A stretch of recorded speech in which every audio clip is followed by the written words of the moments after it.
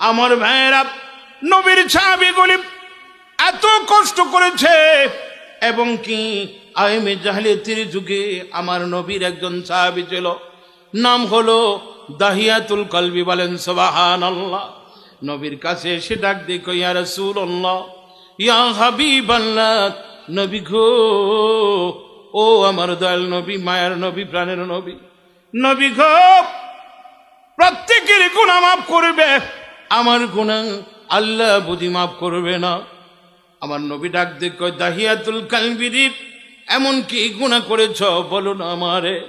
ডাক দিয়ে কয়, নবী গো, একটা না, দুইটা না, তিনটা না, চারটা না, পাঁচটা না, 7টা কন্যা সন্তান আমি জীবন্ত কবর দিয়েছি গো নবী। আর নবীজি, আমার স্ত্রী 7টা কন্যা সন্তান জীবন্ত কবর দিয়েছি, কিন্তু একটা কন্যা সন্তান বড় হয়ে গিয়েছিল, ছোটগুলি সবগুলি মায়ের পেটে থেকে করেছি, দুনিয়াতে আগমন করছে, আর 6টা সন্তানগুলি ভাবে মেরেছি। আর একটা সন্তান গো আমার, যে মেয়েটা 5-7 বছর হয়ে গেল, সেই মেয়েটা আমি যখন কিনা বাণিজ্যে যাই, আরব দেশের মানুষের গ্রীষ্মে এবং শীতের মধ্যে ব্যবসা বাণিজ্য করার জন্য বিভিন্ন দেশে গেছে। সুবহানাল্লাহ কর। আমার মেয়ের, নবীর মেয়েটা যেরকম মা ফাতিমা কষ্ট করেছে বাবার কাছে, ডুকরে ডুকরে খাবার পায় নাই, তবু আল্লাহকে বলে নাই। কিন্তু দাহিয়াতুল কলবির অনেক সম্পদ ছিল, কারণ তিনি জানতো তার মেয়েকে বিয়ে দিবে।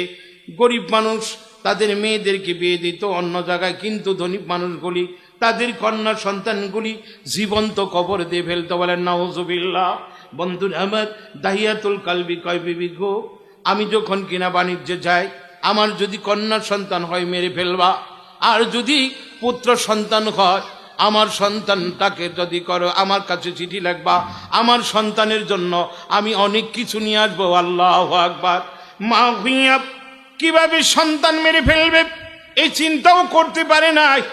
যখন কিনা দাহিয়াতুল কলবির একটা ফুটফুটে কন্যা সন্তান হয়, পত্র লেখে, স্বামী গো, তোমার একটা পুত্র সন্তান হয়েছে।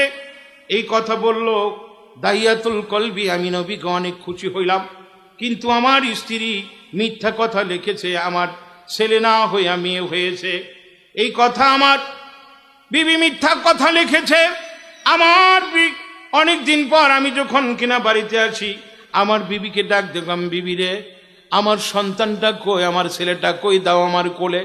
তখন মা কি করলেন, সুন্দর করে মেয়েটাকে ছেলে সাজাইয়া আমার সামনে যখন কিনা দিল, কিন্তু মেয়ের কণ্ঠ